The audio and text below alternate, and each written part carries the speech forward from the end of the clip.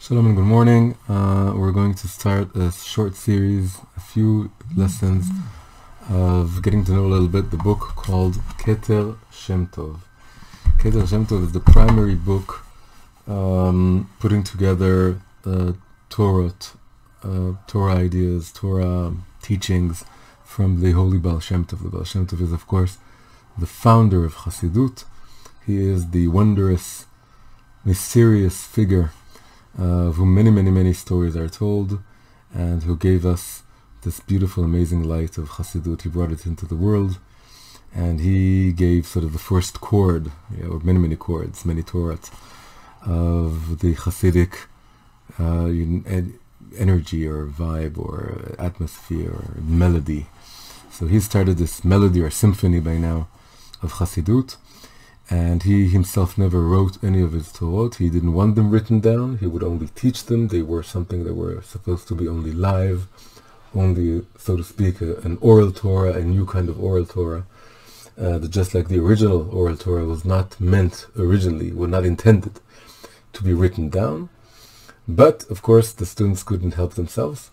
And one of the most prolific, or that used to write the most, students was not one of his youngest students. His name was Rabbi Yaakov Yosef Mipolnea, Yaakov Yosef of Polnea. And he, just like all of the original Chassidim, he was first a Misnagit. He belonged to the Litvish world. Everyone in Europe belonged to the Litvish world.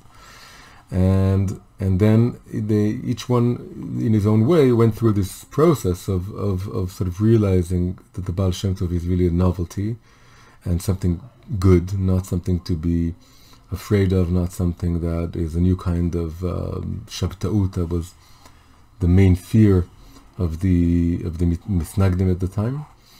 And so the Rabbi Yaakov Yosef was was at a rather older age when he started becoming the student of the Baal Shem Tov, and he used to write down all the chidushim that he heard from him.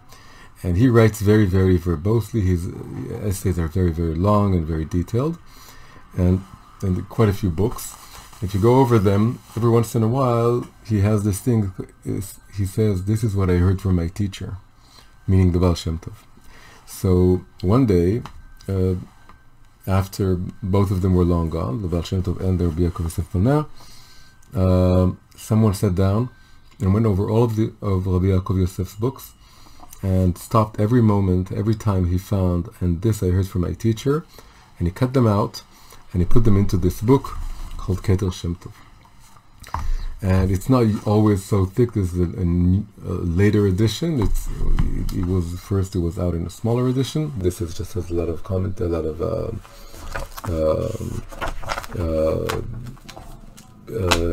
sort of additions at the end. And not really commentary, but all kinds of additions at the end.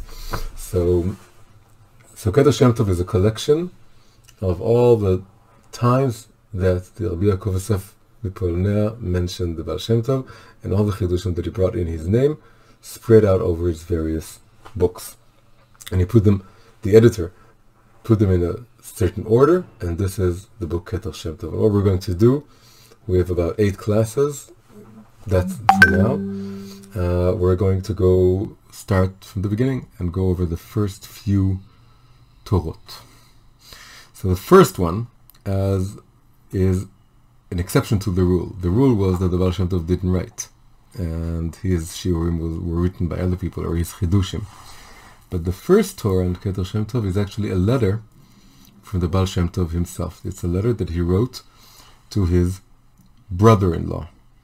His brother-in-law, meaning the husband of his sister, and the brother of his wife. Sorry, he didn't have a sister. The husband of his wife. The brother of his wife. The brother of his wife. That's his brother-in-law, and he writes him a letter. And I'm going to read the letter. I'm going to translate the letter as I read, and I'm going to explain what's going on here. It's a very fundamental Chassidic text. It's no coincidence that the editor of Keter Shem Tov decided that it's going to open the book. In many, many ways, this is, we can say, the essence of all Chassidut is in many ways encapsulated in this short letter. It's a letter in which the Baal Shem Tov describes that in Rosh Hashanah of that year, I'll say the year in a minute, he did an Aliyat Neshama, meaning that his soul ascended to heaven, and he went all the way up until he met the soul of the Mashiach, of the Messiah. And he asked him, what do we still need to do for you to come? When are you going to come? And so we'll read this and see what it says. So it starts like this. Berosh Hashanah, the New Year's holiday of the year Taf Kuf Zayin. Taf Kuf Zayin is the year of the Jewish calendar year of 5,507. Now just a small remark regarding this date. So the Baal Shem Tov himself was born in the year Nachat. That's how it's remembered. Nachat means at ease, be comfortable, be mellow, benachat. So Nachat is really Taf Nun Chet, which is the year 5,458. So that's the year he was born, and then he lived for 62 years. He died when he was 62 years old. And his life, those 62 years, are divided into two main parts. The first part, 36, was when he was a tzaddik nistar, hidden tzaddik. He wasn't known. He was part of a group of tzaddikim nistarim. They lived in the forest, they studied Kabbalah, they did a lot of very deep prayers, and a lot of, tikkunim in the higher worlds. And in fact, the last 10 years of those 36 years, from the age of 26 to the age of 30, actually from the birthday of 26 to the birthday of 36, he would be alone in a cave in the Carpathian Mountains, studying with Achia Shiloni. Achia Shiloni is the prophet, the biblical prophet, that told Rechavam, the son of Shlomo, Solomon, that the kingdom is going to be torn in half. And as tradition has it, he, the same prophet that would tear up the kingdom of Israel, would also re-sew it with, and in fact the name Achia comes from the word le'achot, which is two, it's like two live tissues that are coming back together again. And this is the word Achia. So Achia Shiloni, we're of course talking about the soul of Achia Shiloni, who died many years ago. But Achia Shiloni, the soul of Achia Shiloni, would come and sit down with the Baal Shem Tov in his cave in the Carpathians and studied Kabbalah with him. 10 years. And at the age of 36, he told him, now it's time for you to be revealed, to reveal yourself to the world. The world needs the light of the inner dimension of the Torah, of Pnimiyut Torah, Kabbalah. And it's up to you to teach the world, find a way. It's been 200 years since the Arizal, right, the holy Ari, the great Kabbalist of Tzfat. He said already back then in the 16th century, he said that it's now time to reveal the wisdom of Kabbalah to the world. But there was no way to do it because Kabbalah was so complicated, so complex. It was impossible to teach it. And so it was up to the Baal Shem Tov to find a way to somehow translate the Kabbalah into a language that applies to everyone, that everyone touches in everyone's hearts. That's what Chassidut is all about. So when he was 36 years old, he began to reveal himself. He began wandering around and gathering students and spreading this new kind of light, new kind of way of hearing the Torah and of listening to one's own heart and of finding Hashem in every place and everything, and celebrating Hashem not only through study but also through music and dance and stories and so on. Everything Chassidut is about. So that was when he was 36. So that means that his life is divided into 36 years of being a hidden tzaddik, and then 26 years, right? We need to get to 62. 26 years of being a revealed tzaddik. Tzaddik was on the outside. The year that this takes place, the year 5,507, is exactly the middle point of those 26 years. Right? So those 26 years, 26 is of course a very meaningful number. It's the gematria, the numerical value of Havaya, of God's name, God's four-letter name, the Tetragrammaton. The numerical value is Havaya, 26. And 26 can be easily divided into 13 and 13. These are also very meaningful numbers, right? 13, because 13 is the number, well, for Christians it's a bad number. For Jews, a very good number. It's the number of the Midot HaRachamim, the attributes of mercy. It's also the numerical value of the word Echad, one. That's 13, also of the word Ahava, love. So, and we say, of course, Hashem Echad, Hashem is one, but the name Hashem itself, Havaya, divides into 13, two Echad and Echad. Hashem Echad, Ushmo Echad. We can say that Hashem is one also, that the people of Israel is one, or that there needs to be unity from below, and then it connects with the unity from above. So there's Echad here and Echad there, and two Echad, 2 1, 2 13, 2 times 13, that's 26, the name of Hashem. So the same goes here. It's a very beautiful thing to know that this letter, one of the only letters we have from the Baal Shem Tov, that opens the book Keter Shem Tov, describes his Aliyat Neshama, the ascent of his soul, in Rosh Hashanah, of which year? Of the year that is exactly the 13th year of inside those 26 years that he was active outside. So really, this is like a turning point in his. If we talk about his whole lifetime, that's 62 years old. But if we talk about the time that he's active, that's 26 years. And in the middle of those 26 years, it's almost as if this ascent is telling him, well, you're halfway through. You did half what you have to do. You have halfway to go. You have 13 more years to be active, and this is what we want you to focus on. We're happy with what you're doing, but now we want to make sure you focus on the right thing. So that's the meaning of this date, the time. So again, on Rosh Hashanah of the year 5507, 13 years into the activity of the Baal Shem Tov, Asiti hashba'at aliyat haneshama kayadu alecha. I did the thing that you know that I do, which is I had my soul come up to the heavens, to the higher worlds. And I've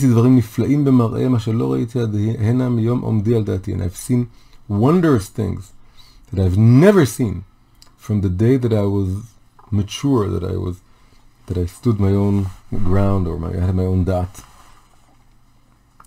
And what I saw and what I learned as I came up there, it is impossible to tell of, or to speak even face to face.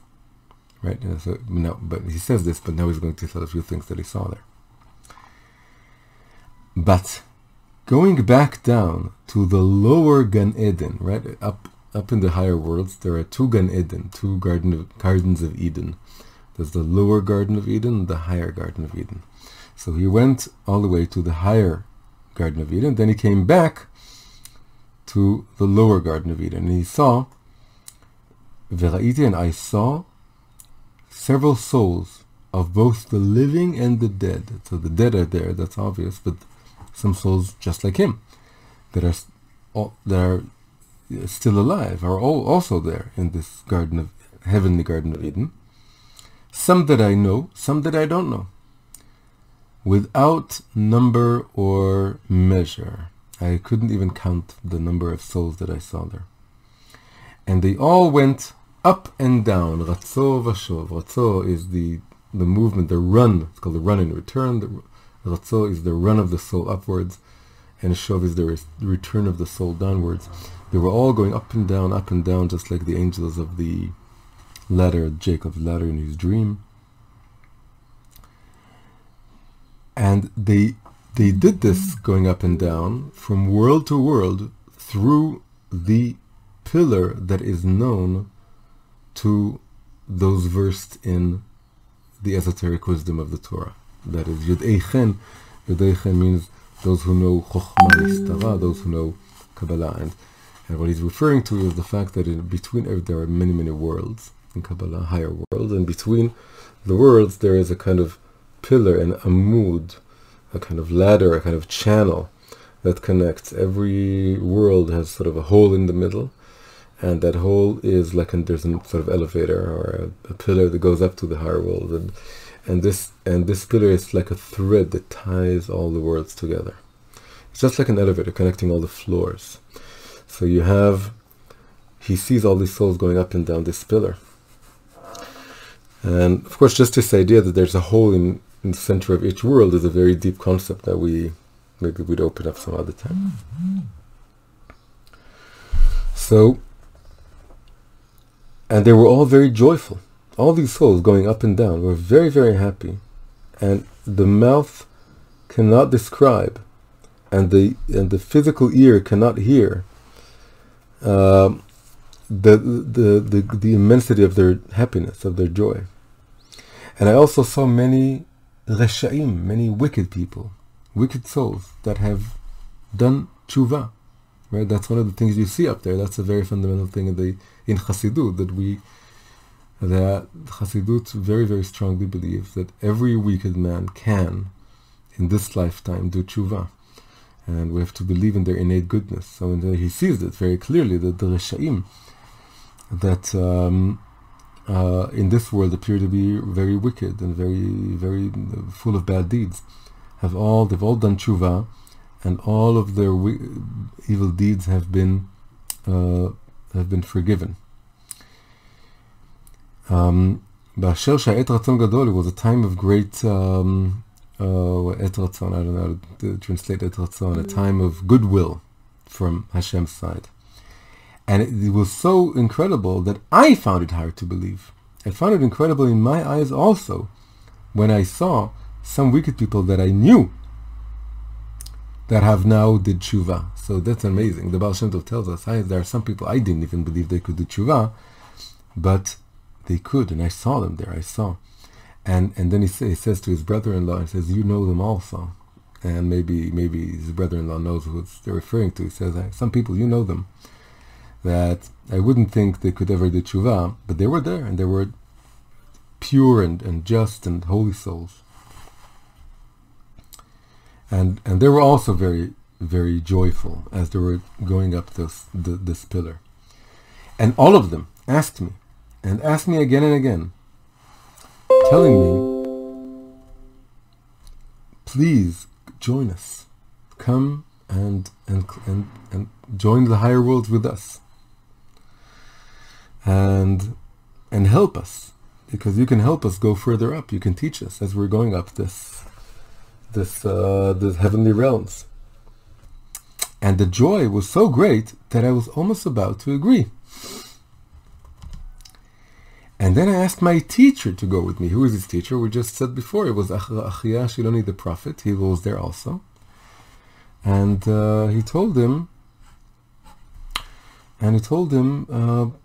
please join me, because it's very, very dangerous to go up to the higher worlds, because ever since I was old enough, and I was never able to do such great ascents to heaven as my teacher. I never reached his level. And I went up level after level, world after world, until I came in to the hall of Mashiach, Heichal Mashiach, where Mashiach is studying Torah with all the Tanaim and all the Tzaddikim, and also the Shiv'a Ro'im, the seven shepherds. Seven shepherds are the Abraham, Isaac, and Jacob, the three patriarchs, and then it's Moses and Aaron and Joseph and King David. And there was also a great joy there. And this joy, I didn't know what it meant, what it was. And I thought that they were happy because, God forbid, I passed away from this world. I thought, by this time I had lost touch with this world. I thought maybe I had died, says the Baal Shem Tov. And he says, I thought maybe I had died, God forbid. And now they're so happy because everything with tzaddik dies, it's called a hilula. Hilula is like a happy wedding. Why is it called this way? Because the joy, it goes back to its source in heaven, and the souls are very, very happy. So that's what the Baal Shem Tov thinks. He thinks maybe they're happy because I left this world altogether, and I'm up there with them, But then they told me, I haven't passed away yet. That's not the reason they're happy. Because, and this is very interesting, they still have a lot of enjoyment up there from me doing yichudim. Yichudim means unifications down here. They really enjoy the fact that they like it that I'm here. And again, as we said, he has 13 years more to go. He thinks maybe this is the end. Because I taught for 13 years. Echad, 1 year. There's a unity to the amount of years I've given to doing my shlichut of teaching this new kind of Torah to the world. But now maybe it's over. But they said, no, you have 13. But they're not telling him the number. But we know they're really giving him strength to do 13 more years. And they're telling him, we really enjoy the fact that you're doing yichudim, unifying the lower worlds. The lower worlds are in a state of disarray and disparity. Everyone is, just like now, everyone's alone in his home. And but we need to find a way to be unified, just like we're doing an online class, as we're all closed up in our homes. But we're trying to bridge this kind of separation and create unity. And we're here up here. It's all unity. It's all one. But we want you to achieve oneness and unity down there. And you've been doing it for Echad 13 years. Now you're doing it for Echad 13 more years. And so the incredible thing here is that he thinks the joy is because he is now left this world. And they're telling him, no, it's the very opposite. The thing we're most joyful about is you being down there. And now we want to give you more power to go back down and do more things down there. Because the joy of a soul, of a neshama going down into this world and rectifying this world is much greater than the joy of the soul going back up to heaven and joining all the other souls. So he thinks so many years into his activity, he's now 49 years old, and he's absolutely sure that their joy is the joy of his soul ascending. They're telling that our joy is you going down there. But then he says, but the essence of the joy, the true deep essence of the soul, I do not know to this day. So they're telling him it's not because you're coming up, but they're really, as I said, they're insinuating that their joy is the fact that he's down there. But they don't tell him this explicitly. They tell him that they're just very happy with what he's doing in the lower worlds. But he says the essence of the joy, the deep essence of the joy, I do not know to this day, because the essence of the joy has to do with combining these two movements: the movement of going downwards to rectify this world, and the movement of going upwards. That's something that he can't know as he's doing this journey, but maybe we can assume. So anyway, I also don't know for sure. I'm just guessing. And then this is the heart of this letter. I asked the Mashiach, Eimat Atei Ma. Eimat Atei Ma means when is your kvodo, when is sir. So in Hebrew, when you refer to someone, just like the French vous, when you refer to someone politely, you refer to him in the third person, singular. So when is the Mr.? When is sir coming to this world? That's what it means. Eimatai ateima, when is your highness, or something like this, is coming to the world? When? And now this question is in Aramaic. Why is it in Aramaic? It's in Aramaic because really he's repeating a question that has been told in the Talmud. So the story in the Talmud goes that Rabbi Yoshua ben Levi once meets Eliyahu Navi, meets Eliyahu the prophet. Where does he meet him? He meets him outside the cave of Rabbi Shimon Bar Yochai, the famous cave that Rabbi Shimon Bar Yochai and his son hid for 13 years. And he asks him, first he asks him, do you know when I will go up to heaven? And he tells him when Hashem wants. And then he asks him, when is Mashiach coming? And then he says you can ask Mashiach himself. Where do you find the Mashiach? You find him at the gate of Rome. If you go to Rome and you see the gate of the city, outside the gate of the city, there's the house of the lepers. And Mashiach is one of the lepers. He has to suffer the suffering of the world. And you have to go there, and you can recognize him because all of them, when they're taking off their replacing their bandages, they're taking off all their bandages, and then they're putting on new bandages. They're taking everything off and putting everything back on again. But the Mashiach he needs to be prepared, because any moment he can come, any moment he will be called upon to come and save the world. So he's taking off one bandage, putting on another one, taking off one, putting on another one, and he's constantly prepared to get up and leave and save the world. And you can ask him when he comes. So Rabbi Yehoshua ben Levi travels to Rome, and he goes to the house of the lepers, and he recognizes the Mashiach. And he comes up to him and he asks him this question. The question now the Baal Shem Tov is asking the Mashiach many, many years later in heaven. And he asks him, when is Mashiach coming? And Mashiach tells him, today. Rabbi Yehoshua ben Levi is very happy, but the day passes and Mashiach isn't coming. So he goes back to Eliyahu Navi in Eretz Israel. And Eliyahu Navi asks him, so have you met the Mashiach? He says, I have. And he asks him, and what did he say? And Rabbi Yehoshua ben Levi says, he lied to me. Is this incredible? The Mashiach is a liar. Maybe he's a Mashiach Sheker. Mashiach Sheker is a false Mashiach, which is in Hebrew is the same as a lying Mashiach, a Mashiach of lies. Mashiach Sheker, false Messiah. And Eliyahu Navi tells him, no, he didn't lie to you. He's the true Mashiach. He's not a false Mashiach.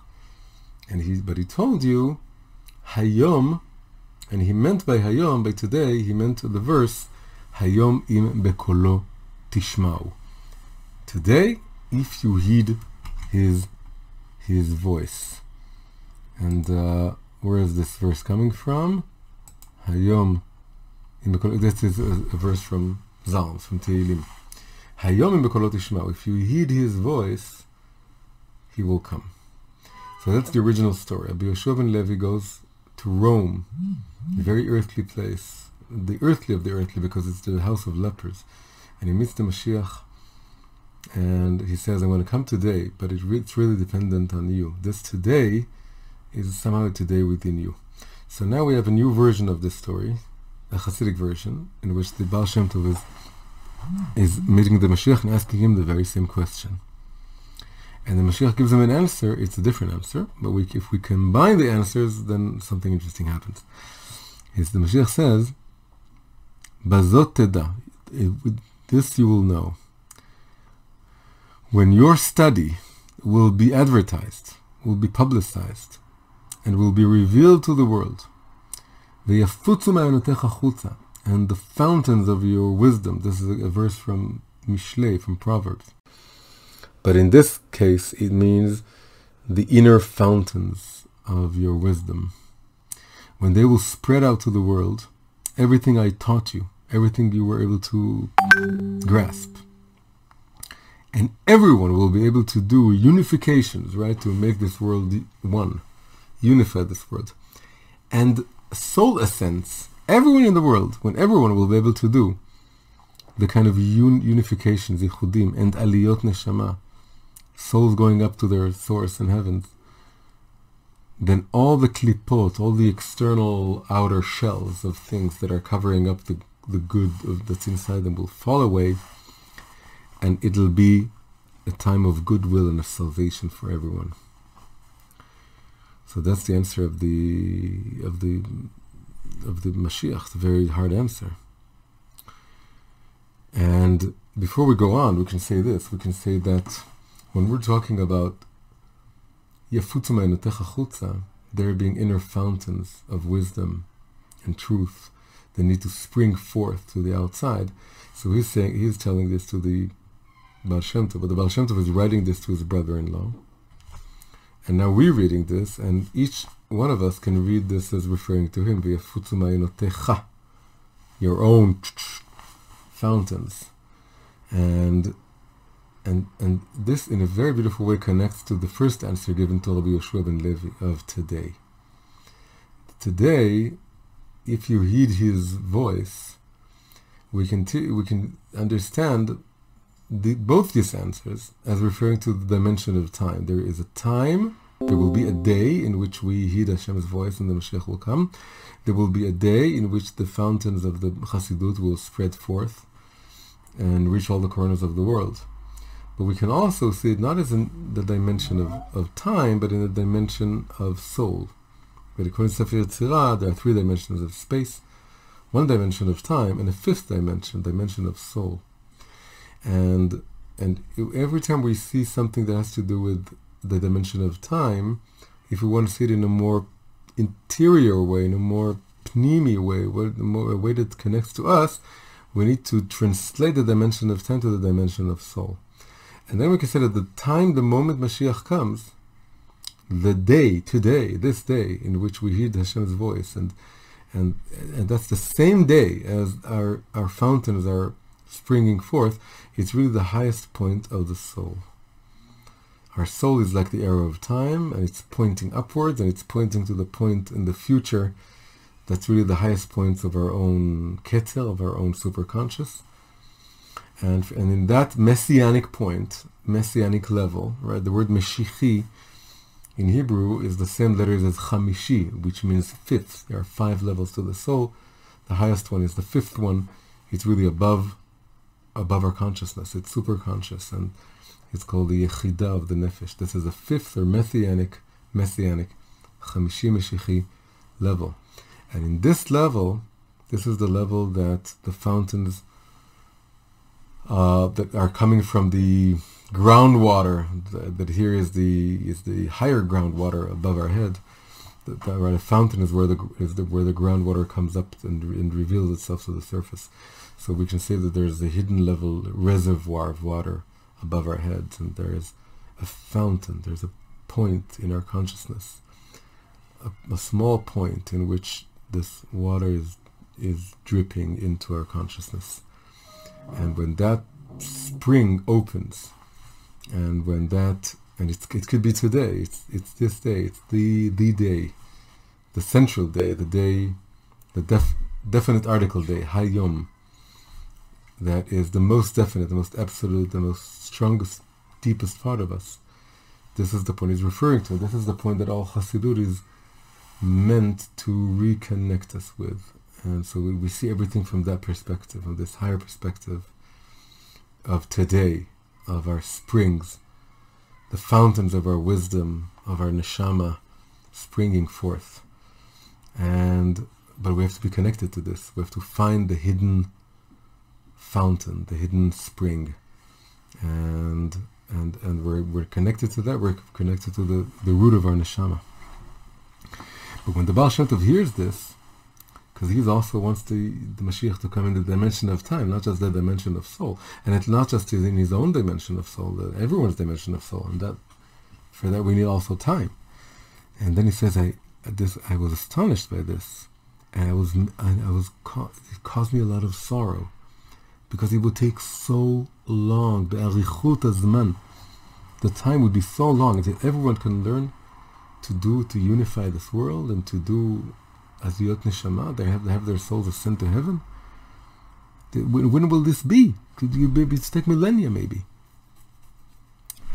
But now comes the most interesting part. It says, but from what I've learned there, they gave me 3 things, 3 sgulot, 3.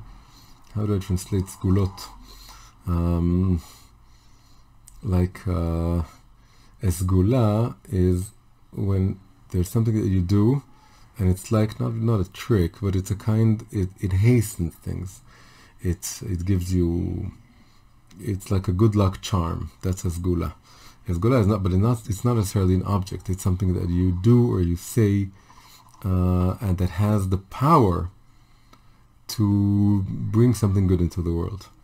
So I was taught 3 sgulot, which were really 3 holy names that are easy to teach, to explain, not so hard. 3 holy names that everyone can learn.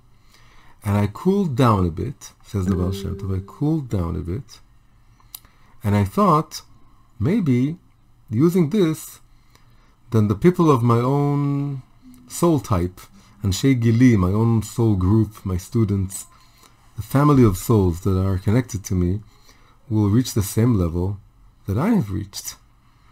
And they will be able to do soul ascents, like I'm doing soul ascents.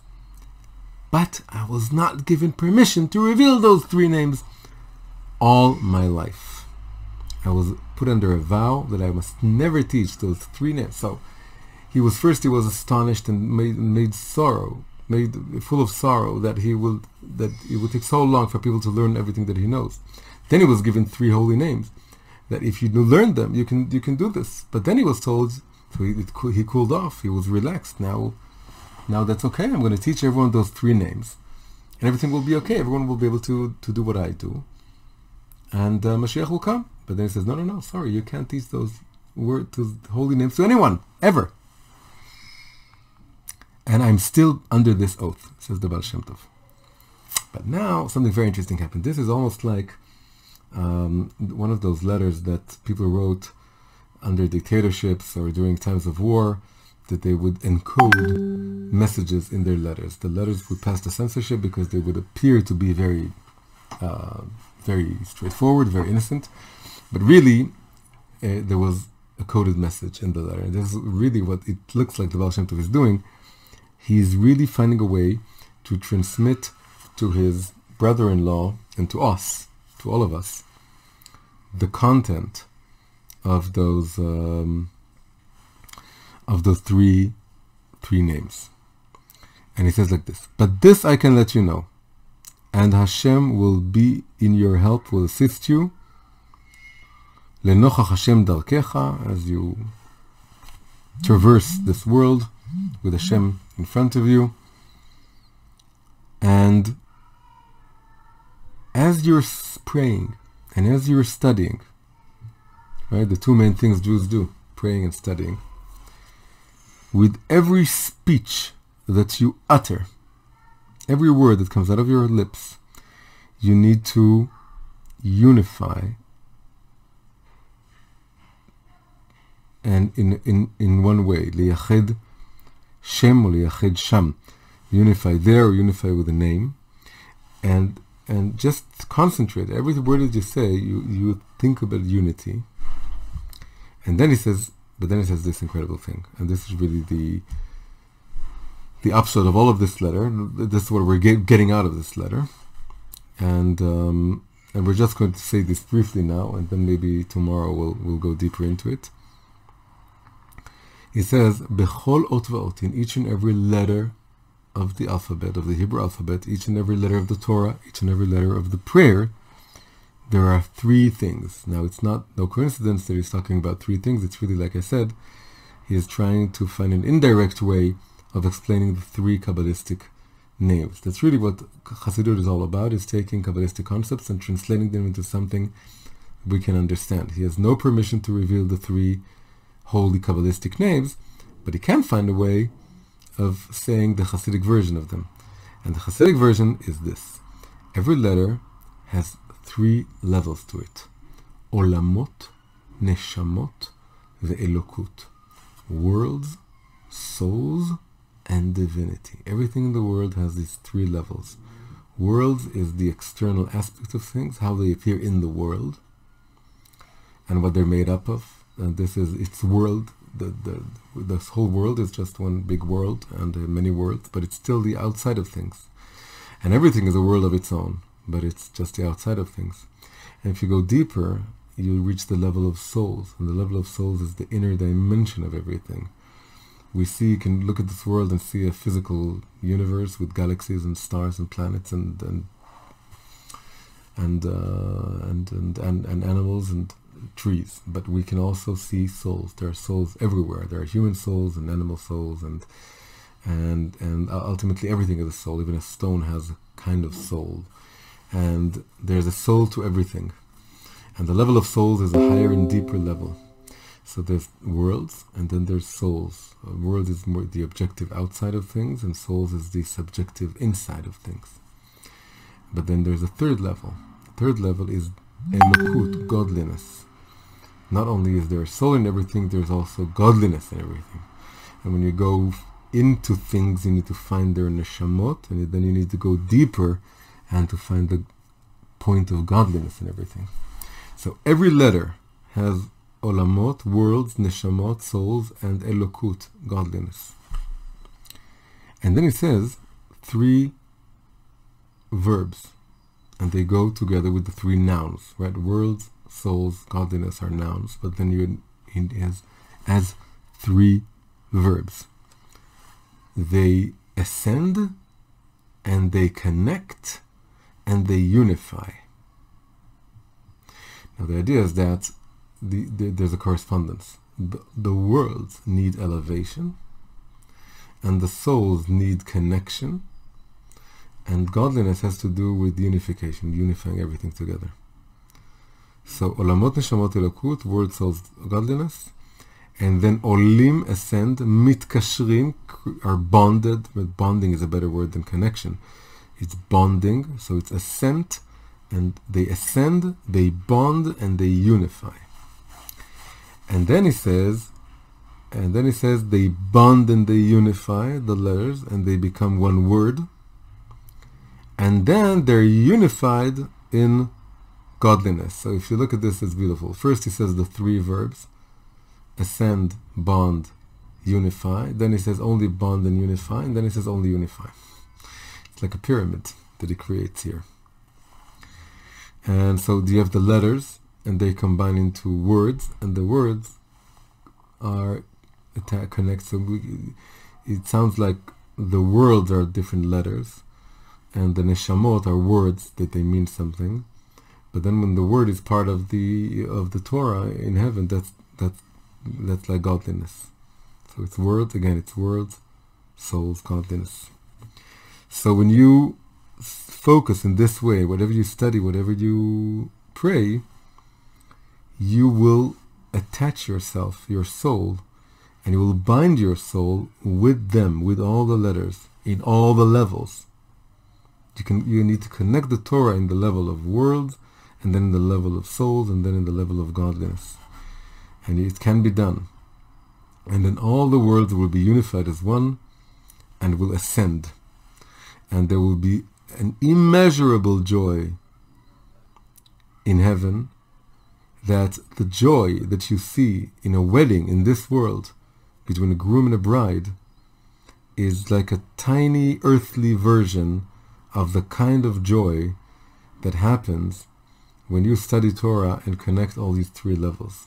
And we can say, of course, that this is like a unity of man and woman, that we are like the bride studying the Torah, and that Hashem is like the groom. And only if we study the Torah using all these 3 levels can we consummate the marriage between our souls and Hashem. And he says, and surely Hashem will assist you wherever you turn, you will succeed. And he ends with the verse, Ten lechacham v'yichkam od. It's a verse from Proverbs, if I'm not mistaken, Mishlei. Ten lechacham v'yichkam od means give to the wise, and he will become even wiser than what you told him. He will learn on his own from what you told him. And he says, so I gave you a hint, I gave you a clue, I encoded a message. I can't tell you the 3 Kabbalistic names, but I did tell you about worlds and souls and godliness, and that you need to have ascent and bonding and unifying. And if you do all this, and in your prayer and your study, then you'll be unified with Hashem. And this is the end of the letter. Now there's a lot going on here, and we're going to have to stop here. And tomorrow, before we go into the next Torah in Keter Shem Tov, we'll try to say a little bit more about these 3 levels, what they mean, what does it mean, worlds and souls and godliness, and how, if we properly understand those words and everything we study, we look for those 3 levels, and everything we meet in this world also, then we become like the Baal Shem Tov in the sense that we can unify this world like he did, and we can, in a way, ascend our souls to heaven, to connect to their source. So may we merit just from this words that we learned today to look at the world a little bit differently today. Again, we're all isolated, but we're isolated. It's the same root, bidud. Isolation is the same root as hitbodedut, which is like meditation, Jewish meditation. That we're alone, but we're not alone. We're connected to Hashem. If we're connected to Hashem, we're connected to each other. And I'll see you guys tomorrow.